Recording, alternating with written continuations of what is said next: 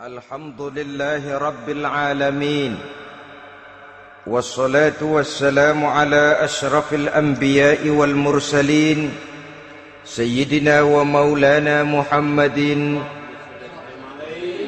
wa ala alihi wa ashabihil mujahidin at-tahirin. Amma ba'du. Saudara-saudara kaum muslimin seiman dan sekeyakinan yang berbahagia, pada suatu hari seketika sedang berkumpul dengan para sahabat, Rasulullah pernah memberikan peringatan. Beliau bersabda, "Yushiku an tada'a alaikumul umamu kama tada'al akalatu ala qas'atiha." Pada suatu saat nanti akan datang di tengah-tengah kamu, wahai umat Islam, di mana orang-orang lain di sekeliling kamu akan bersatu mengerubungi kamu seperti bersatunya orang-orang mengerubungi makanan di atas meja hidangan. Akan datang satu saat nanti di mana kondisimu dikepung sedemikian rupa, yang barat mau menerkam, yang timur mau menghantam, yang selatan mau menginjak-injak, yang utara pun akan menjelajah. Kondisimu seperti makanan di atas meja hidangan.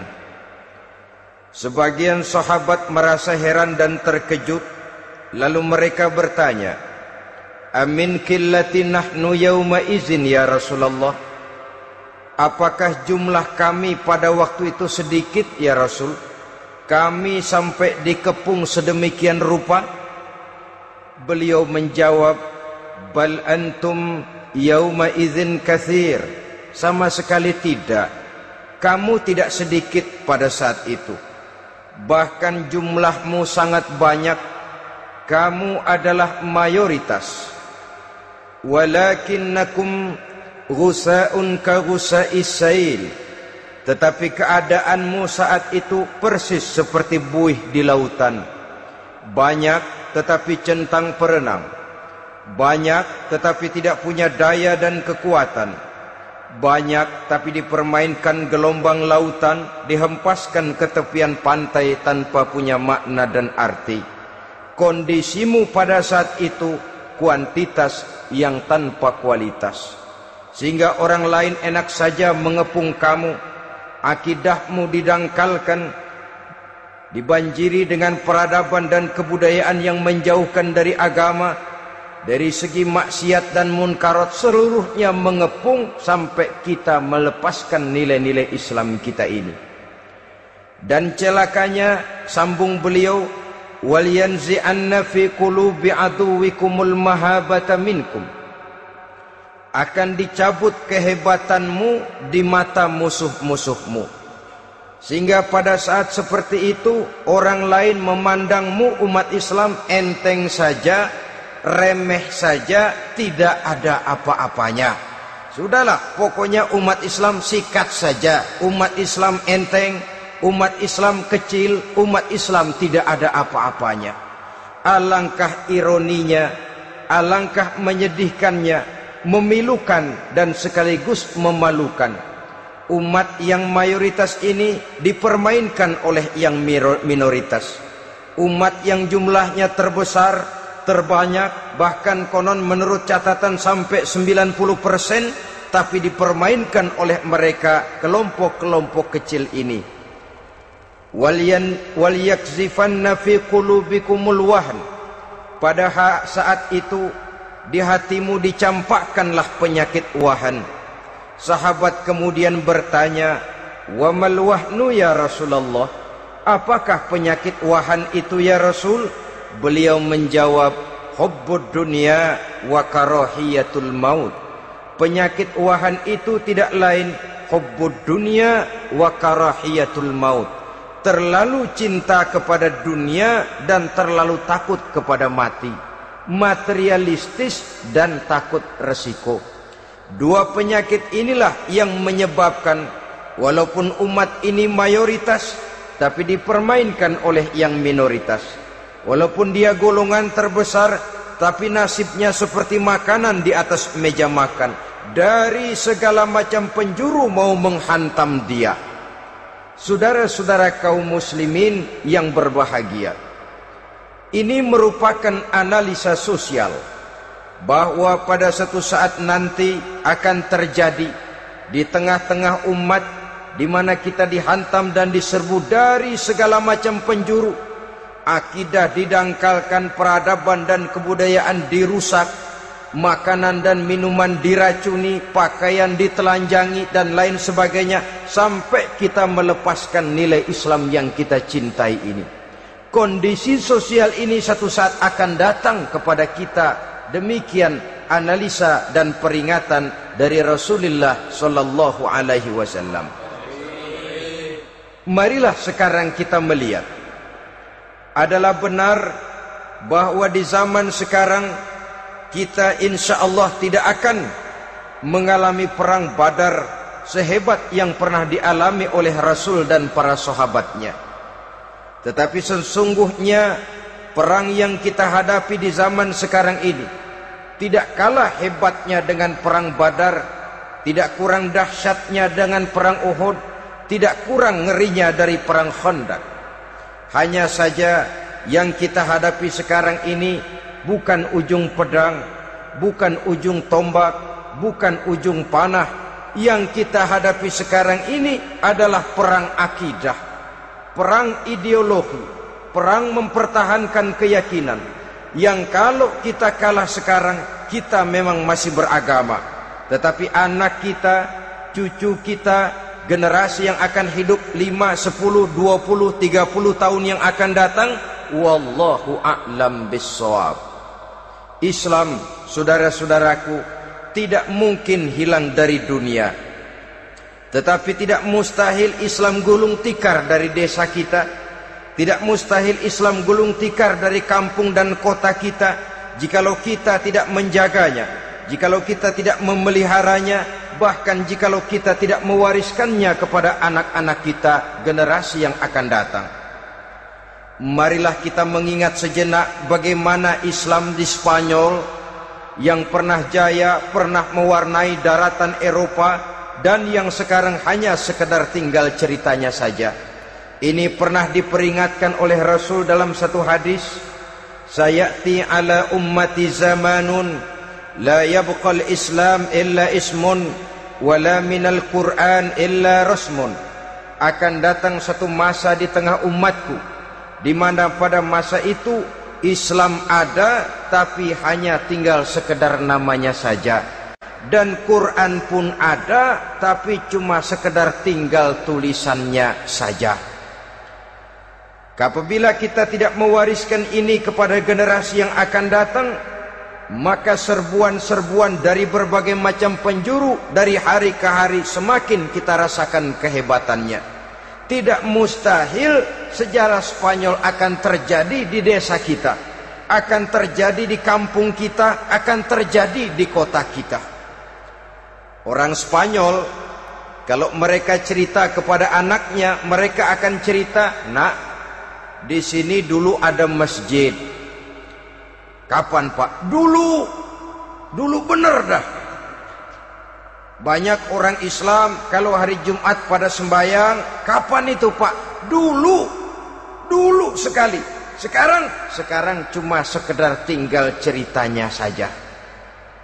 Bukankah sesuatu yang sangat tidak mustahil apabila kita tidak menjaga dan mewariskan Islam ini kepada generasi yang akan datang, maka serbuan-serbuan akan membawakan hasil yang diinginkan oleh para penyerbu itu tadi. Kita sudah menjadi umat yang mayoritas, tetapi umat yang mayoritas ini menurut Rasul dikepung sedemikian rupa, akidahnya didangkalkan, peradaban dan kebudayaannya ditekan sedemikian rupa, kehidupan sosialnya dibuat individualis. Kemudian dari segi pergaulan, pakaian, makanan, minuman dan sebagainya diracuni, sampai dia tidak lagi berpegang teguh kepada agamanya. Dan dikala itu hilang kehebatan umat ini di mata musuh-musuhnya. Orang lain memandang kita ringan saja, enteng saja, satu umat yang sudah kehilangan wibawa. Padahal konon kabarnya kita mayoritas, tapi enak saja dikutak-kutik orang lain. Dan dikala itu di hati kita merajalela penyakit uahan. Penyakit uahan itu apa? Pertama, hubbud dunia, terlalu cinta kepada dunia. Terlalu cinta kepada dunia yang menyebabkan kita lupa akan tanggung jawab dan kewajiban, lupa meneruskan dan mewariskan Islam kepada generasi yang akan datang. Kita berlomba hanya untuk mengejar dunia dan seluruh isinya, baik dia bernama material, baik dia bernama seksual, baik dia bernama pangkat, jabatan dan kedudukan. Berlomba-lomba kita di dalamnya sampai tercampaklah penyakit hubbud dunia di dalam hati ini. Berurat dan berakar dunia itu, sulit dan berat kita berpisah daripadanya. Akibatnya kemauan untuk berbuat demi dan atas nama agama sangat sulit terwujud di dalam kehidupan ini. Yang kedua, karahiyatul maut, terlalu takut kepada mati.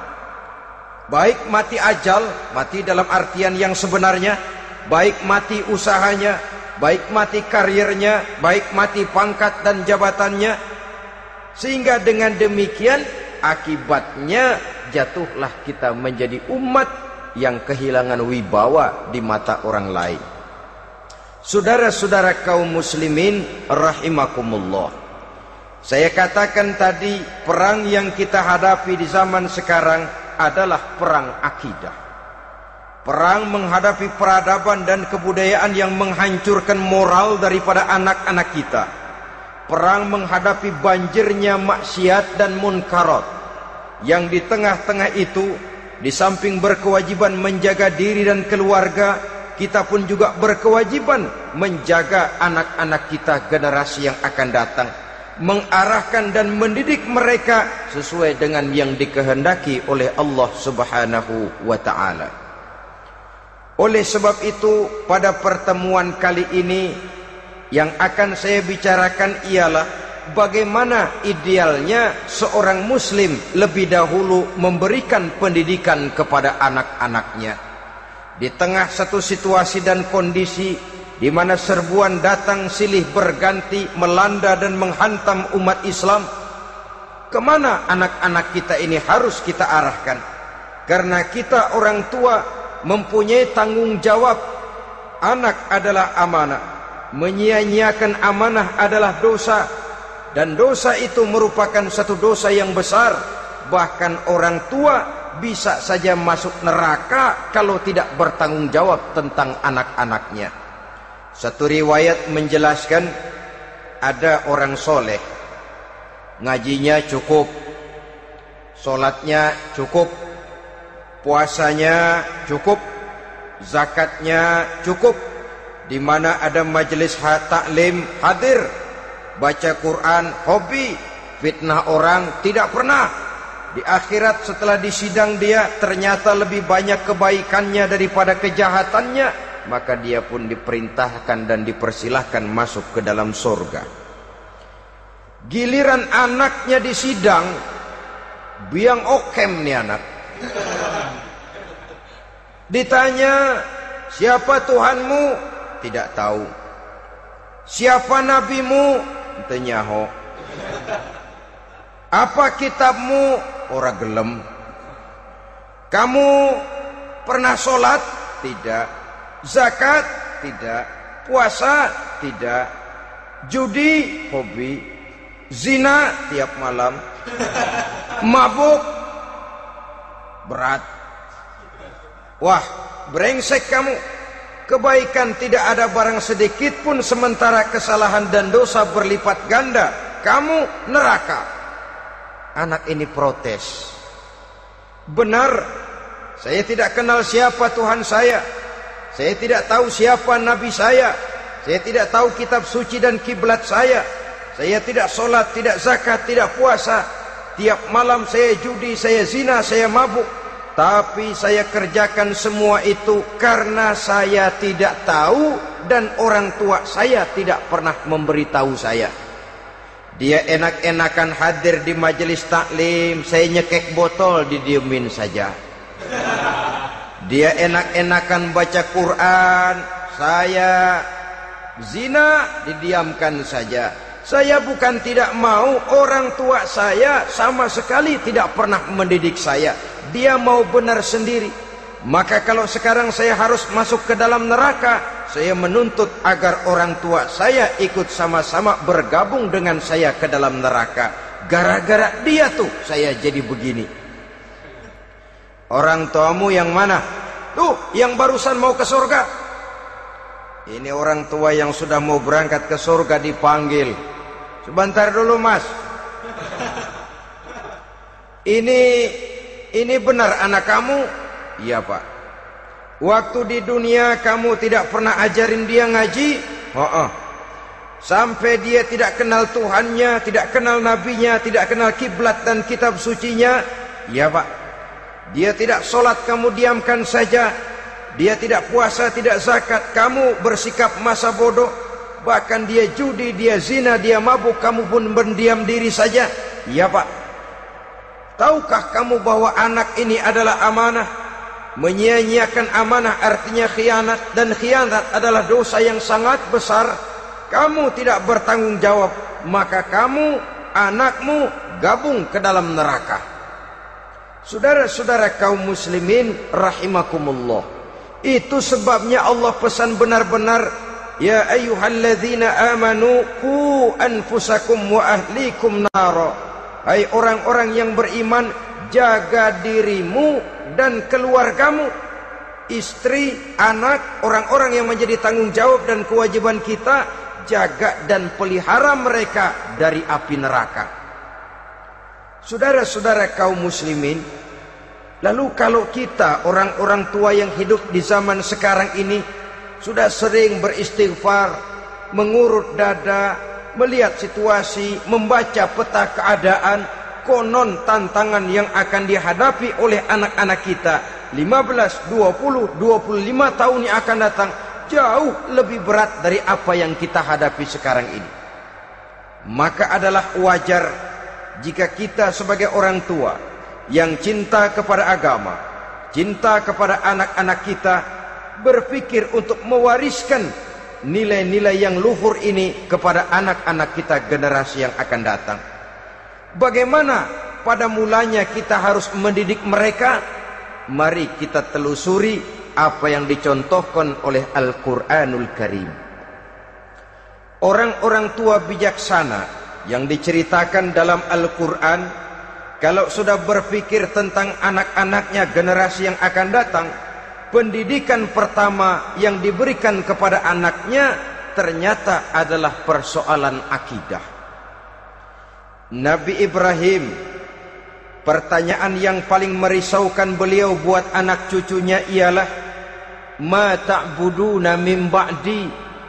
Saudara bisa lihat surah Al-Baqarah ayat 133. Anak-anakku, kalau pada satu saat nanti aku, ayahmu ini sudah tidak ada lagi, meninggalkan kamu semua, meninggalkan kehidupan dunia ini, ma ta'buduna min ba'di, apa yang akan kamu sembah nak kalau ayah sudah tidak ada lagi? Jikalau ayahmu sekarang masih rajin ke masjid, melakukan rukuk dan sujud, i'tikaf dan membaca Quran, kalau satu saat ayahmu meninggalkan dunia ini, masihkah engkau mau ke dalam masjid? Masihkah engkau rukuk dan sujud? Masihkah engkau i'tikaf? Ma ta'buduna min ba'di, apa yang akan kamu sembah kalau aku ayahmu tidak ada lagi nak? Ditanamkan bukan hanya keyakinan bertauhid, sekaligus juga menyembah kepada Allah yang kita yakinkan dengan tauhid itu tadi. Bukankah berbeda dengan kita kebanyakan orang tua sekarang? Kita tidak pernah berpikir ma ta'buduna min ba'di, kalau bapak tidak ada kamu nyembah apa nak? Kita orang tua sekarang pagi-pagi malah berpikir ma ta'kuluna min ba'di, Kalau bapak nggak ada, kamu nanti makan apa, nak? Bukan nyembah apa yang kita pertanyakan, bukan nyembah apa yang kita khawatirkan, makan apa, nak? Maka yang dicari lalu sekolah-sekolah yang bonafit, yang tidak peduli apakah itu merusak imannya, mematikan akidahnya, menghancurkan keyakinannya. Yang penting ada jaminan hari depan bisa dapat lapangan kerja. Akibatnya berduyun-duyun orang-orang tua muslim menyekolahkan anaknya di sekolah-sekolah yang bukan Islam, yang nyata-nyata membahayakan akidahnya, dididik dengan kultur dan budaya yang bertentangan dengan nilai-nilai agamanya. Bukankah ini berarti merelakan anak untuk dikafirkan? Bukankah ini artinya menyerahkan anak untuk ditulis menurut selera para pendidik yang tidak sesuai dengan nilai akidah yang dimilikinya? Mengapa kita tidak berpikir seperti Nabi Ibrahim yang sebelum memberikan pendidikan kecerdasan, sebelum pendidikan matematika, IPS, PSPB dan disiplin ilmu lainnya, yang pertama ditanamkan, ma ta'buduna min ba'di, kalau ayahmu tidak ada, kamu menyembah apa, nak? Menyembah Allah apa nanti malah menyembah harta? Menyembah Allah apa nanti malah mendewa-dewakan pangkat dan jabatan? Menyembah Allah apa malah nanti menyembah alam? Itu yang dikhawatirkan Nabi Ibrahim kepada generasi yang akan datang. Dan itu saudara-saudara yang seharusnya mengkhawatirkan kita kepada anak-anak kita, generasi yang akan datang. Lihatlah serbuan akidah di zaman sekarang ini. Dimanfaatkan kemiskinan kita umat Islam. Diberikan kita tawaran berupa beras, pakaian, obat-obatan, kalau perlu beasiswa, asal bisa melepaskan keislaman kita ini. Bertahap, sedikit demi sedikit, step by step, shibran bi shibrin wa zira'an bi zira'in. Dan harus saya ingatkan, orang di zaman sekarang tidak mungkin menghantam Islam secara frontal. Tidak mungkin menghantam Islam terang-terangan, apalagi mengerahkan satuan militer. Tidak. Orang berhitung bagaimanapun kondisi dan kualitasnya umat Islam, mereka masih punya satu modal penting, fanatisme agama. Kalau ini disulut, api jihad segera berkobar, dan hanya maut yang bisa menghentikan orang yang dibakar dengan semangat jihad. Orang tahu itu. Betapa Uni Soviet kedodoran menghadapi mujahidin Afghanistan yang disulut oleh semangat jihad yang berkobar dengan persenjataan yang primitif ketimbang persenjataan Uni Soviet. Entah mereka pantang surut mundur ke belakang. Jadi jangan mimpi bahwa orang mau menghantam Islam ini dengan melarang pengajian, meruntuhkan masjid, menyegel pondok pesantren. Tidak. Melarang orang sholat. Tidak. Kalau perlu masjid diperbanyak, musola diperbesar. Tapi bikin itu masjid seperti museum. Besar, megah, mercusuar, tapi bikin seperti museum. Tempat orang kagum, tempat orang memuji, tapi sunyi dari nilai-nilai ibadah. Saudara-saudara kaum muslimin, untuk sampai kepada penghantaman akidah, jalan yang paling mudah dirintis sekarang ini secara bertahap dan sistematis, memisahkan umat Islam dari Islamnya. Biarkan mereka bernama Muslim. Biarkan di atas kartu penduduknya tertulis agama Islam. Tapi tanamkan budaya-budaya yang menyebabkan cara bergaul mereka, cara berumah tangga mereka, cara bertetangga mereka, sampai kepada cara mereka berpakaian, cara mereka bergaul, cara mereka makan dan minum, cara mereka mendidik dan menyekolahkan anak, sama sekali tidak lagi mencerminkan nilai-nilai yang Islami. Itu sudah satu usaha yang paling praktis, memisahkan umat Islam dengan Islamnya.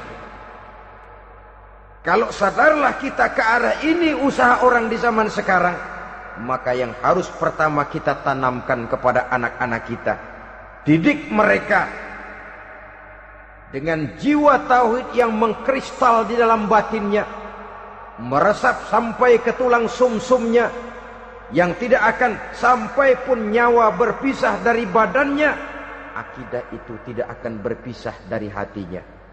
Bahkan dia sanggup dengan tegar berkata, lebih baik saya melarat karena mempertahankan iman daripada hidup mewah dengan menjual akidah. Satu khittah, satu garis kehidupan yang perlu kita wariskan kepada anak-anak kita, generasi yang akan datang. Dahulu ada satu tradisi, saudara-saudara. Kalau anak gadis kita dilamar orang, orang lalu bertanya, anakmu mau ngelamar gadis saya, apa sudah khatam Quran berapa kali? Apa sudah bisa baca kitab macam-macam dan lain sebagainya? Sehingga lahirlah satu kebanggaan. Apapun motifnya, tapi pertanyaan semacam ini zaman sekarang sudah langka. Paling-paling yang ditanya kalau anaknya dilamar orang, anakmu kerja di mana? Gajinya sebulan berapa? Kendaraannya bebek apa soang apa-apa? Itu yang kita pertanyakan, berkisar di seputar materi, kerja, job, status sosial dan lain sebagainya. Perkara bisa baca Quran atau tidak, nomor 18. Perkara sembahyangnya rajin apa tidak, nomor 36. Saudara hadirin, akibatnya terjadi pergeseran nilai. Maka mendidik anak menurut tuntunan Quran adalah seperti yang diberikan contoh oleh Luqmanul Hakim, yang diceritakan dalam surah Luqman mulai ayat 11 dan selanjutnya. Apa pendidikan pertama yang harus kita berikan kepada anak? Pertama, ya bunayya la tusyrik billah. Wahai anakku, jangan sekali-kali engkau menyekutukan Allah nak. Jaga tauhid, pelihara iman, mantapkan akidah. Ini dasar yang pertama. Belum lagi anak mengenal berbagai macam disiplin ilmu, yang pertama ditanamkan tauhid. Ini yang mendasari kehidupan. Ini yang akan mewarnai dan menjadi warna dari kepribadian seseorang. Sentuhan jiwa tauhid di dalam diri si anak. Belum lagi sempat dia kenal yang lain. Yang pertama yang kita tanamkan, kita wariskan, kita berikan, la tusyrik billah. Jangan sekali-kali menyekutukan Allah nak. Kalau ini sudah tertanam, ini sudah merupakan satu fondasi yang kuat. Selebihnya nanti tinggal melihat bakat si anak, kemana dia harus dididik ini. Yang terpenting nilai iman lebih dahulu tanamkan. Dan untuk menghancurkan nilai keimanan, saudara-saudara, saya katakan, ingatkan kepada hadis di awal tadi, dikepung kita dari berbagai macam penjuru agar bila bisa melepaskan nilai-nilai iman dan keyakinan. Proses pendangkalan akidah, ditanamkan keraguan kepada agama, ditanamkan rasa malu beragama. Sholat malu, baca Quran malu, berangkat ke masjid malu, pakai jilbab malu. Ditanamkan rasa malu beragama, sehingga bertahap sedikit demi sedikit kita mulai berpisah dengan kehidupan beragama. Ditanamkan hal yang sedemikian rupa dari berbagai macam penjuru. Dihantam akidah, akidah kuat. Dihantam dari segi peradaban dan kebudayaan. Diperbanyaklah peradaban dan kebudayaan yang bukan mendekatkan kita dengan agama, malah mendekatkan kita dengan neraka. Menjauhkan kita dari agama, menjauhkan kita dari nilai-nilai luhur yang diwariskan oleh orang-orang tua kita terdahulu. Adalah kewajiban kita yang pertama, mendidik anak, menanamkan roh, jiwa dan semangat tauhid di dalam diri mereka. Saudara-saudara kaum muslimin rahimakumullah, Kenapa kita lebih dahulukan menanamkan jiwa, roh dan semangat tauhid ini kepada anak-anak kita? Pertama, kita tidak hanya ingin sekedar mempunyai anak yang pintar, tetapi lebih daripada itu kita pun ingin mempunyai anak yang benar. Segala macam disiplin ilmu, segala macam bentuk penalaran ilmiah dan pengisian intelektualitas manusia mungkin di satu sisi akan membuat dia pintar, tapi di sisi lain belum tentu akan membuat dia benar. Nabi pernah memberikan peringatan, man izdada ilman walam yazdad huda lam yazdad minallahi illa bu'da. Orang yang hanya bertambah ilmu pengetahuannya tapi tidak bertambah hidayah dari Allah, tidak makin mantap keimanannya, maka seluruh nilai-nilai ilmunya hanya akan menjauhkan dia dari Allah Subhanahu wa ta'ala. Dan adalah lebih merupakan azab daripada nikmat kalau kita diberikan ilmu pengetahuan yang hanya akan menyebabkan kita semakin jauh dari Allah Subhanahu wa ta'ala. Yang kedua, sesungguhnya roh, jiwa dan semangat tauhid yang melekat dalam diri anak pada puncaknya akan melahirkan satu disiplin murni yang tumbuh dari dalam dirinya sendiri, di mana si anak dalam kehidupannya merasakan dimanapun dia berada, kemanapun dia pergi, ia selalu merasakan kehadiran Allah dekat dalam hidupnya. Ia sadar sesadar-sadarnya bahwa tidak ada satu perbuatan yang bagaimanapun kecilnya yang bisa disembunyikan dari kekuasaan Allah Subhanahu wa ta'ala. Yang ketiga, dengan penanaman roh, jiwa dan semangat iman ini, maka diharapkan anak-anak nanti pada pertumbuhannya sanggup mengendalikan hawa nafsunya. Dengan kata lain, bahwa penanaman jiwa tauhid, penanaman roh dan semangat keimanan ini merupakan kondisi dasar yang harus dilakukan sebelum yang lain-lainnya. Kemudian pendidikan kedua yang diberikan oleh Al-Quran melalui contoh dan model dengan Luqmanul Hakim ini, setelah menanamkan tauhid, ditanamkanlah kepada si anak ini rasa hormat kepada orang tuanya.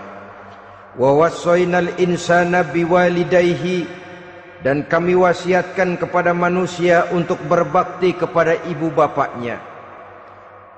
Hamalathu ummuhu wahnan ala wahnin, karena ibunya telah mengandungnya dengan kepayahan di atas kepayahan. Maksudnya dengan kepayahan dan kelelahan yang berlipat ganda. Sehingga ketika Rasul ditanyakan orang, "Ya Rasul, siapa yang paling harus saya taati di dunia ini?" Beliau menjawab, "Ibumu." Kemudian, "Siapa lagi ya Rasul?" "Ibumu." Setelah itu, "Siapa lagi ya Rasul?" "Ibumu." Dan kemudian, "Siapa ya Rasul?" "Bapakmu." Ibu, ibu, ibu, bapak. Bahkan al-jannatu tahta aqdamil ummahat, surga berada di bawah telapak kaki ibu. Bagaimana menanamkan rasa hormat kepada orang tua di hati anak? Tentu yang pertama, bagaimana orang tua bisa memberikan keteladanan. Marilah kita sebagai orang-orang tua ini menyadari bahwa sebelum anak kenal sekolah dasar, sebelum anak kenal TK, ibtidaiyah, sanawiyah sampai kepada perguruan tingginya, yang pertama dia kenal adalah lingkungan rumah tangganya, gurunya adalah ibu bapaknya. Di sini berlakulah apa yang dinamakan keteladanan. Keteladanan jauh lebih berhasil daripada sekedar teori-teori yang muluk. Keteladanan jauh lebih berhasil daripada berbagai macam indoktrinasi dan penataran. Kurangnya keteladanan akan menyebabkan anak mencari pola. Apabila kita orang tua ini tidak bisa memberikan keteladanan yang baik kepada anak-anak kita, maka pada suatu saat anak-anak akan menganggap enteng dan kehilangan wibawa kita sebagai orang tua di mata mereka. Dikala itu akan sangat sulit kita membentuk kepribadian mereka. Bukankah di zaman sekarang ini kita banyak mengalami krisis wibawa, krisis figur? Ada yang karena rapotnya merah melulu, gurunya dikeroyokin. Pak guru pulang sekolah dicegat. Bahkan nyaris ada orang tua pernah dibunuh oleh anaknya sendiri. Dan lain sebagainya, kasus-kasus yang sebenarnya tidak perlu terjadi, karena memang bukan saja bertentangan dengan nilai budaya kita sebagai bangsa, tapi juga bertentangan dengan ajaran agama kita sendiri. Krisis wibawa, krisis figur, yang juga akibatnya harus kita sadari banyak faktor yang membentuk kepribadian anak. Pergaulannya, yang dibacanya, yang ditontonnya, yang disaksikannya di dalam kehidupan. Benar kita menyekolahkan mereka, tapi berapa jam mereka di sekolah? 6 jam, 7 jam paling lama. Sedangkan mereka hidup satu hari satu malam 24 jam. Kalau cuma 7 jam di sekolah, ini berarti lebih banyak dia di luar sekolah. Dan di luar sekolah itu artinya ya rumah tangganya, ya temannya, ya lingkungan di mana dia tinggal, yang seluruhnya sangat besar pengaruhnya dalam ikut membentuk kepribadian anak-anak kita. Saya katakan tadi, di samping kita menghadapi perang akidah, kita pun berhadapan di dalam perang menghadapi peradaban dan kebudayaan yang bukan saja menjauhkan kita dari agama, tetapi sanggup menghancurkan moral daripada anak-anak kita. Secara pribadi, saudara-saudara, saya iri, saya kagum misalnya dengan kemajuan yang diperoleh oleh negara tetangga kita, Jepang misalnya. Padahal tahun 45 ia pun hancur lebur oleh meledaknya atom di Hiroshima dan Nagasaki. Tapi bagai satu tenaga raksasa kemudian Jepang bangkit menjadi satu negara superpower di Asia. Bahkan gurunya saja Amerika sekarang ini kewalahan menghadapi perang dagang dengan Jepang ini. Dan yang menarik, Jepang bisa maju dan modern dengan tetap menjadi Jepang, tanpa harus kehilangan identitasnya sebagai satu bangsa, tanpa harus kehilangan kepribadiannya sebagai satu bangsa. Sebagai negara yang sedang berkembang, kita sering latah. Kita ingin meniru Barat, tapi bukan teknologinya, westernisasinya yang kita tiru. Bukan isinya, kulitnya yang kita ambil. Akibatnya apa? Modernnya belum, orangnya sudah Barat. Bergaulnya sudah cara Barat, berumah tangganya sudah cara Barat, berpakaiannya sudah cara Barat, mendidik anaknya sudah cara Barat. Di mana ketemu orang tua cukup hello daddy. Kulitnya kita ambil, sementara isinya kita campakkan. Ironi dan menyedihkan. Padahal kita sesungguhnya bisa maju dan modern, bisa mengejar segala ketinggalan dan keterbelakangan kita, dengan tetap menjaga nilai-nilai luhur budaya kita sebagai satu bangsa, mengambil isinya, dan kalau memang tidak perlu, lalu mencampakkan kulitnya.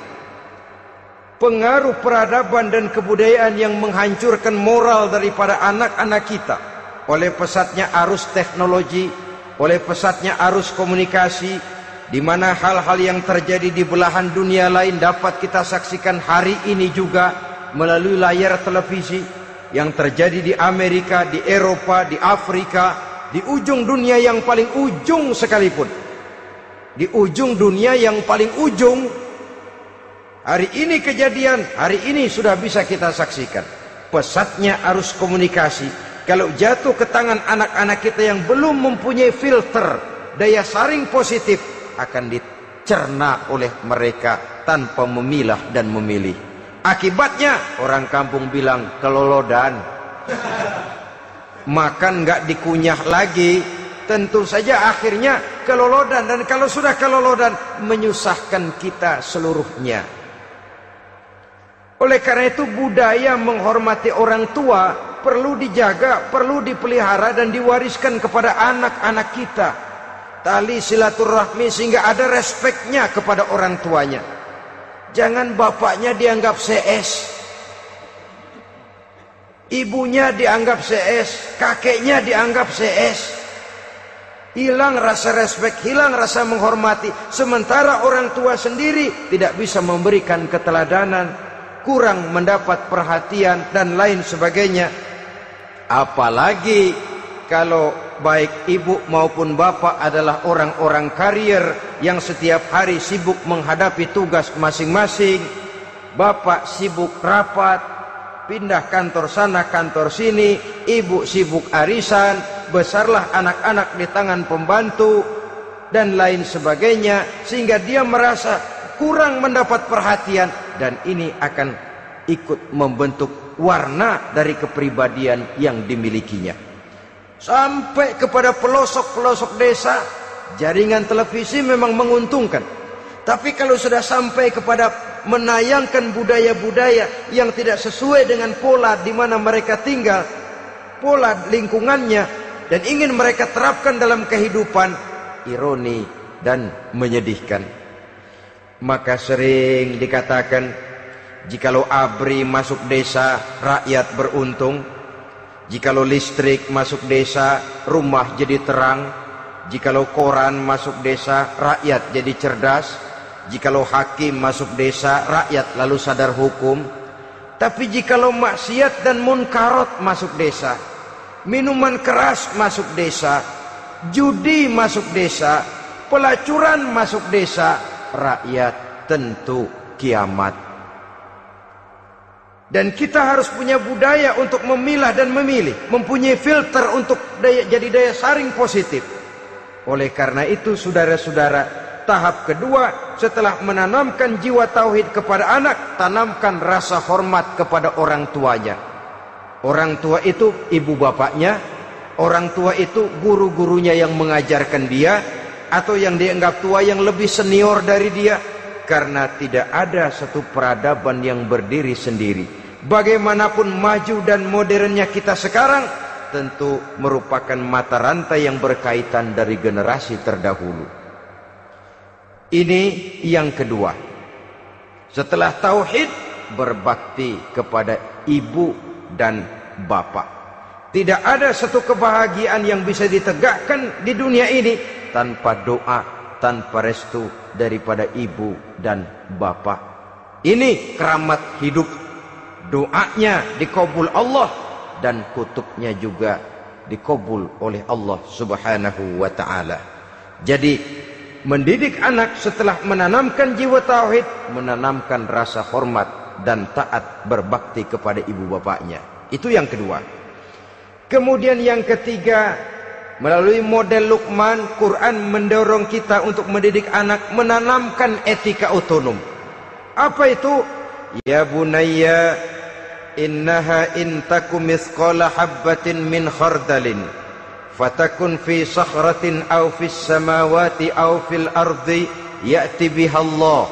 Wahai anakku, sesungguhnya kalau ada satu kebaikan yang kamu kerjakan, kecil, tidak nampak oleh pandangan mata yang zahir, yang kecil itu tersembunyi di puncak langit, di dasar bumi yang paling dalam, atau di tengah batu hitam sekalipun, Allah pasti mengetahuinya dan pasti akan memberikan balasan yang seadil-adilnya.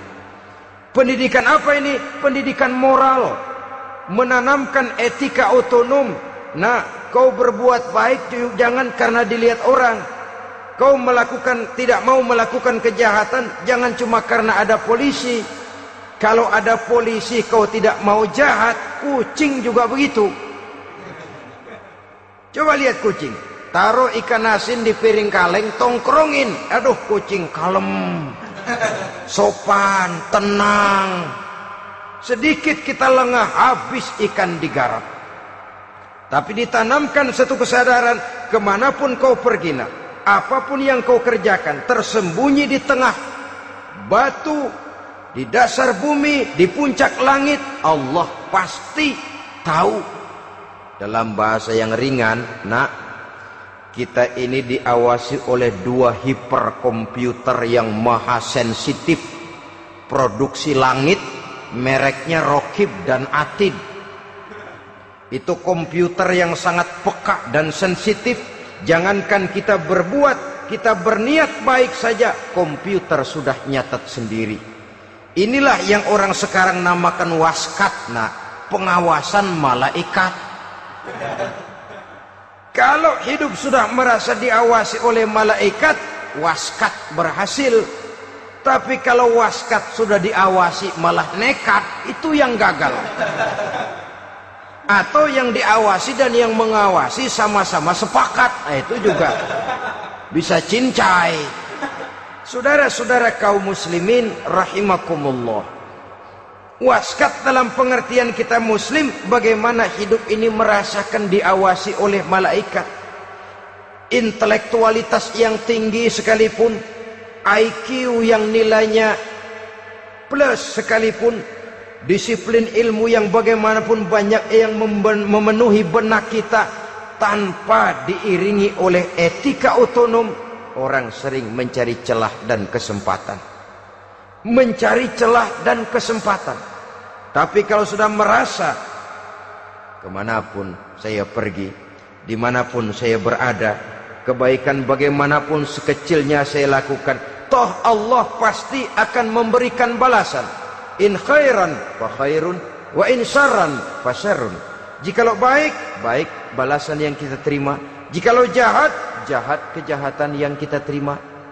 Kalau sudah ke arah ini kita berpikir, maka sesungguhnya kalau kita berbuat baik kepada orang lain, hakikatnya kita sudah berbuat baik kepada diri kita sendiri. Lalu tidak ada merasa rugi berbuat baik kepada orang.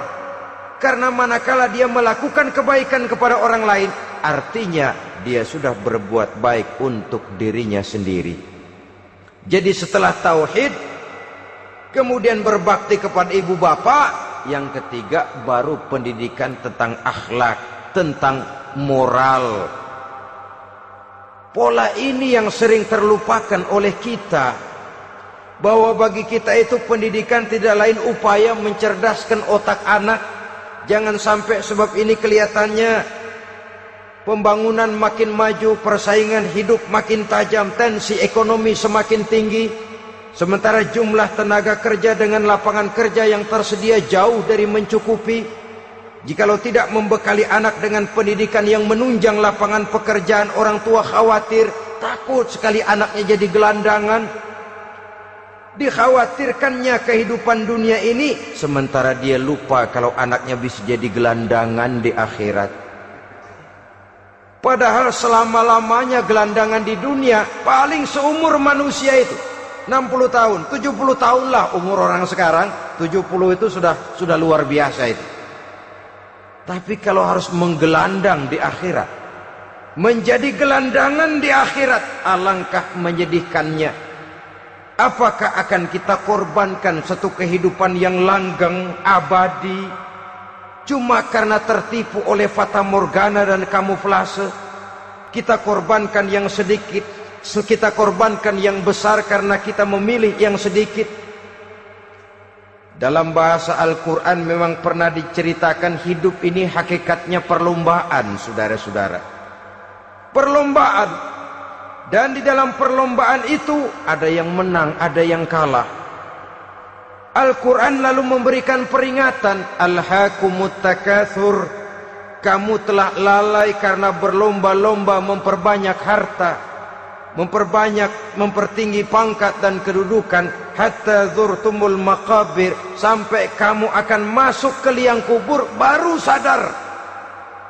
Apalagi kalau nafas sudah sampai di tenggorokan.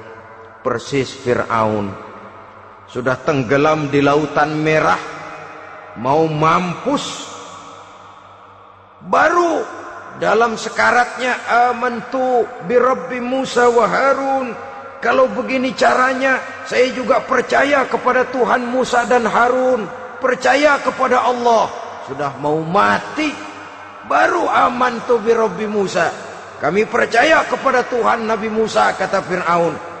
Malaikat maut kesal benar, dilelepin terus di laut, mampus tuh sekalian. Hidup ini memang kita berlomba. berlomba dengan waktu, berlomba dengan umur, berlomba dengan tenaga, berlomba dengan tetangga. Yang jangankan kita sampai mundur, berhenti saja sejenak, kita akan ditinggalkan oleh yang lain. Tiada kata mundur, bahkan tiada kata berhenti. Sekali kita melangkah, melangkahlah terus. Tapi berlombalah seperti yang dikehendaki Quran. Fastabiqul khairat. Berlomba-lombalah di dalam kebajikan. Jangan berlomba-lomba di dalam kemaksiatan, kemunkaran, kejahatan. Berlombalah dalam urusan kebaikan. Saudara-saudara kaum muslimin rahimakumullah. Tauhid, berbakti kepada ibu bapa, kemudian pendidikan tentang moral. Apabila pendidikan tentang moral sudah tertanam, barulah lihat bakat si anak. Kemana bakatnya? Anak saya kelihatannya dari kecil demennya main bedil-bedilan saja. Beri kali itu. Kirim ke Magelang, masukkan akabri. Tapi dengan syarat 3 itu tadi. Iman sudah tertanam, rasa bakti kepada ibu bapak sudah ada, dan punya nilai moral. Sehingga boleh jadi nanti dia menjadi jenderal yang beriman, yang berbakti kepada ibu bapaknya, dan punya moral yang tinggi. Kan lebih baik rakyat rendah tapi akhlaknya tinggi, daripada pejabat tinggi tapi moralnya rendah. Jauh lebih baik rakyat rendah punya moral tinggi ketimbang pejabat tinggi punya moral rendah. Nilai moral ini yang jadi ukuran dan barometer di masyarakat. Yang ini yang sering kita lupakan, bahwa kehancuran satu bangsa dimanapun di dunia ini selalu dimulai dengan kehancuran moral daripada bangsa itu sendiri. Sekarang membina nilai moral ini berat. Gadis kita, remaja, putri, diberikan pakaian jilbab, mungkin dia sendiri masih setengah-setengah, ditambah lagi oleh ledekan temennya. Jilbab lah kuno, bau sorga lah, bau masjid lah, bau menyan lah. Ditanamkan rasa malu untuk hidup dekat dengan agama. Kalau moral semacam ini sudah tertanam, sedikit demi sedikit kita mulai mengucapkan selamat tinggal kepada agama. Dan kemalangan apa yang lebih malang kalau kita sudah jauh dari agama ini? Bukankah Islam telah menyelamatkan manusia dari penyakit jahiliyah dan membawanya kepada satu kehidupan yang maju dan modern? Kalau kita tinggalkan Islam ini, bukankah artinya kita akan kembali kepada satu zaman jahiliyah? Hanya saja jahiliyah itu berada di abad modern. Versinya tentu lebih modern. Kalau zaman jahiliyah dulu mabuknya pakai arak, zaman sekarang sudah macam-macam orang bisa mabuk. Kalau zaman jahiliyah dulu anak perempuan dikubur hidup-hidup, zaman sekarang kadang-kadang belum sempat lahir ke dunia, malah sudah dibunuh lebih dahulu. Versinya saja yang berbeda. Kalau di zaman jahiliyah dahulu manusia menyembah batu yang bernama Latta, Uzza, Manat dan Hubal. Di zaman jahiliyah modern sekarang ini, orang sering menyembah kepala bagiannya, sering menyembah atasannya, sering menyembah komputer, sering menyembah teknologi modern yang lebih diyakininya daripada Allah sebagai keyakinan sentral di dalam hidupnya. Saudara-saudara kaum muslimin rahimakumullah. Jadi yang ketiga, nilai moral yang ditanamkan kepada anak-anak kita supaya dia bisa menghadapi tantangan-tantangan hidup yang semakin berat ini dengan tetap berpegang teguh kepada nilai-nilai moral yang diwarnai oleh jiwa keimanannya yang bersumber dari ajaran agamanya. 3. Kemudian yang keempat, barulah tatanan kehidupan sehari-hari. Apa kata Luqman? Ya bunayya aqimis shalah. Setelah bertauhid, berbakti kepada ibu bapa, punya nilai moral. Ya bunayya aqimis shalah, nak dirikan solat. Rumah tangga muslim. Anak berumur 7 tahun sudah berani meninggalkan solat, kata Nabi, pukul. Bukan untuk menyakiti, untuk mendidik. Karena sayang kepada anak. Saudara-saudara, kita khawatir betul kepada anak. Kalau dia pulang dari sekolah, Buru-buru kita sebagai orang tua bertanya, sudah makan nak? Sudah istirahat nak? Tapi jarang kita sebagai orang tua melontarkan, sudah sholat nak? Bahkan kita bisa memberikan sugesti kepada anak. Nah, kalau kau naik kelas 1 sampai naik ke kelas 2, bapak beliin sepeda. Tamat SD nak, motor. Tamat SMP nak, ke Bali kita. Tamat SMA nak, Singapura. Saudara-saudara, tapi kalau untuk urusan sholat misalnya, kita tidak pernah memberikan sugesti kepada anak-anak kita. Nah, kalau kau hafal Fatihah lengkap dengan artinya, bapak beliin sepatu. Nah, kalau kau bisa sholat dengan baik, cukup syarat rukunnya, bapak beliin sepeda. Ada rangsangan, ada sugesti yang membuat anak lebih tergerak untuk hidup dalam suasana keagamaan. Ya bunayya aqimis sholat, nak dirikan sholat. Sebab ini sandaran vertikal yang paling langsung antara manusia dengan Tuhannya. Menyadari bahwa sepanjang yang bisa dilakukan oleh manusia hanyalah berusaha, dan kepastian sepenuhnya ada di tangan Allah. Dengan sholat kepribadianmu diperteguh, dengan sholat sandaran vertikalmu kepada Allah diperkuat. Dan pada waktunya nanti Al-Quran memberikan bimbingan, hendaklah minta tolong kepada Allah dengan sabar dan tetap mendirikan sholat. Ya bunayya aqimis sholat. Setelah itu, wa'mur bil ma'rufi wanha 'anil munkar. Tegaklah membina yang ma'ruf, tegaklah mencegah yang munkar. Ini sikap hidup sudah. Sholat tadi tugas hidup. Lalu sikap hidup tampil di tengah masyarakat, membina yang ma'ruf, mencegah yang munkar sesuai dengan kesanggupan masing-masing. Bukankah setiap kita kepingin punya anak yang bermanfaat, setidaknya bagi keluarganya, syukur kalau bisa bagi lingkungannya, bagi masyarakat, bangsa dan negaranya. Dan satu di antara tanda orang yang bermanfaat, kalau dia bisa hidup menjadi penganjur yang ma'ruf dan pencegah yang munkar. Dan itu kalau tidak ada hidayah, sulit orang mau melaksanakan itu. Sebab apa? Ada kecenderungan belakangan ini di mana agama dianggap urusan pribadi. Sehingga orang lalu sering bilang, jangan bawa-bawa agama dah, itu kan bukan urusan agama. Ini sudah ciri berpikirnya sekuler. Jangan bawa-bawa agama. Agama urusan pribadi, artinya orang mau sholat mau enggak, jangan bilang apa-apa dah. Urusan dia sendirian. Dia mau puasa dia enggak, merdeka saja, urusan pribadi. Agama bukan persoalan pribadi. Apalagi jika sudah menyangkut amar ma'ruf dan nahi munkar. Siap menegakkan yang baik, mencegah yang munkar, untuk tegaknya satu masyarakat yang diwarnai oleh kebaikan dan terhindar dari segala macam kejahatan. Dan terus ayat-ayat selanjutnya mencerminkan sikap hidup.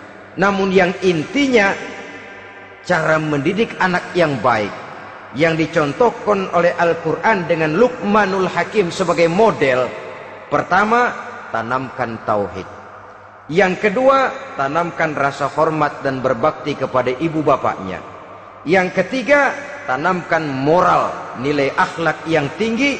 Setelah itu yang keempat, biasakan hidup dalam suasana keagamaan. Kontrollah sholatnya, kontrollah baca Qur'annya, kontrollah puasanya di bulan Ramadan. Ajaklah anak-anak sholat berjamaah, sehingga dengan demikian dia terbiasa oleh satu suasana yang mendekatkan dia dengan nilai agamanya. Dari sana diharapkan nilai-nilai ilmu yang didapatnya dari bangku sekolah akan menciptakan keseimbangan dengan yang ditanamkan oleh orang tuanya dalam bentuk yang dijelaskan oleh surah Luqman itu tadi. Sehingga apabila keseimbangan ini terwujud, akan menjalin keseimbangan dalam pola berpikir, dan keseimbangan dalam pola berpikir akan melahirkan keseimbangan dalam perbuatannya. Terwujudlah kita harapkan insan yang fid dunya hasanah wa fil akhirati hasanah. Inilah harapan kita semua. Mudah-mudahan Allah memberikan kekuatan kepada kita untuk mewariskan nilai-nilai yang baik kepada generasi yang akan datang, sehingga esok harus lebih baik daripada hari ini, dan lusa harus lebih baik daripada hari esok. Terima kasih atas perhatian saudara. Mohon maaf atas segala kekurangan. Usikum wa nafsi bitaqwallah. Wassalamualaikum warahmatullahi wabarakatuh.